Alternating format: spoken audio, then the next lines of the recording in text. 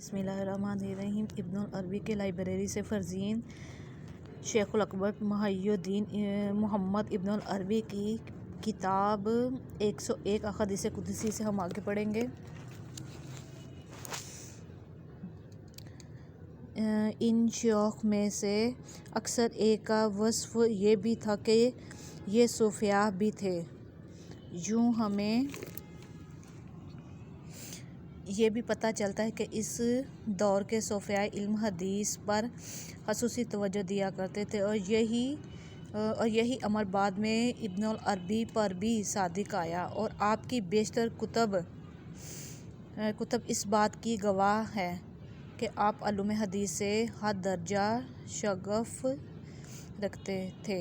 اللہ تعالیٰ کی جانب سے آپ کو اس علم کی خصوصی فہم عطا کی گئی، جس کی وجہ سے آپ متشابہ احکام کو محکم احکام کی طرف لوٹانے میں ید طولہ رکھتے تھے۔ انہی شیوخ حدیث کا تذکرہ شیخ نے اپنی مختلف تالیفات میں کیا ہے۔ ان میں سے ایک بادشاہ المظفر کو لکھا گیا وہ اجازت نامہ ہے، جس میں آپ نے اپنی 290 تصانیف اور 70 شیوخ کا تذکرہ کیا۔ اس تذکرے میں آپ نے اپنے علوم حدیث کے اساتذہ کا تعارف کروایا ہے، جن سے آپ نے مختلف ادوار میں مختلف کتب احادیث باقاعدہ اجازت علمی سے حاصل کی۔ اسی اجازت نامے میں لکھتے ہیں کہ علم حدیث میں میرے شیوخ میں قاضی ابو عبداللہ محمد بن سعید دربون رحمۃ اللہ علیہ شامل ہیں، جن سے میں نے کتاب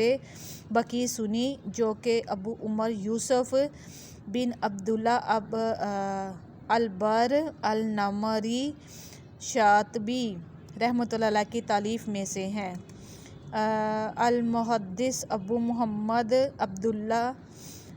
عبدالحق بن عبدالرحمن عبداللہ الزادی الشبیلی رحمۃ اللہ علیہ ہمارے پاس شیوخ حدیث میں سے ہیں۔ آپ نے مجھے حدیث کی اپنی تمام کتابیں پڑھائیں، اور ان سے میں نے میرے لیے یہ معین کی تلقین المبتدی، احکام الصغری والوسطی والکبری، کتاب تہجد، کتاب عاقبہ، آپ کی نظم اور نثر۔ اسی طرح آپ نے مجھے ابو بکر علی بن جبر ابن جزم اور ابو حسن اشریح بن بحر بن شریح کی کتابیں بھی پڑھائیں۔ اسی طرح ہمارے شیوخ میں عبدالصمد بن محمد بن ابو افضل الحرستانی رحمۃ اللہ علیہ بھی شامل ہیں۔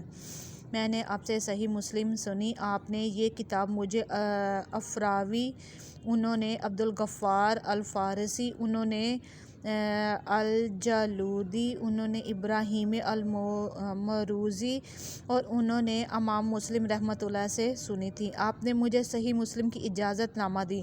اسی طرح ہمارے شیوخ میں یونس بن یحییٰ بن ابو الحسین عباسی الہاشمی مکہ والے بھی شامل ہیں۔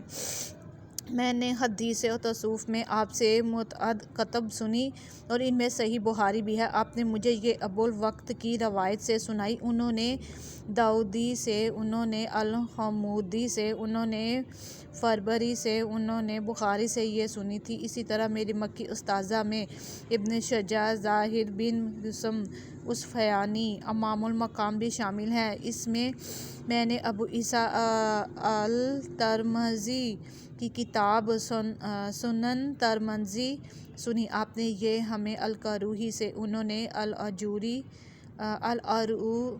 اور انہوں نے الاورجی سے، انہوں نے الجراحی سے، انہوں نے المحبوبی سے، انہوں نے امام ترمذی سے یہ سنی تھی۔ پھر آپ نے مجھے اس کتاب کی اجازت نامہ دی۔ اسی طرح ہمارے استاذہ میں البرہان نصر بن ابو الفتوح بن ابن اعلیٰ بصری مکہ مکرمہ میں مقام حنبلہ کے امام بھی شامل ہیں۔ میں نے آپ سے متعدد کتب سنی اور ان میں سے سنن ابو داؤد بن اشعث اسجستانی ہے۔ آپ نے یہ کتاب مجھے ابو جعفر بن علی بن محمد شیبانی کی روایت سے، انہوں نے ابو بکر احمد بن علی بن ثابت الخطیب سے، انہوں نے عمر قاسم بن جعفر بن عبداللہ واحد الہاشمی البصری سے، انہوں نے علی بن محمد بن احمد بن عمر اللؤلؤی سے، اور انہوں نے ابو داؤد سے روایت کی۔ آپ نے مجھے اس کتاب کی اجازت نامہ دی۔ آج کی پوسٹ یہاں تک کی۔ اللہ حافظ۔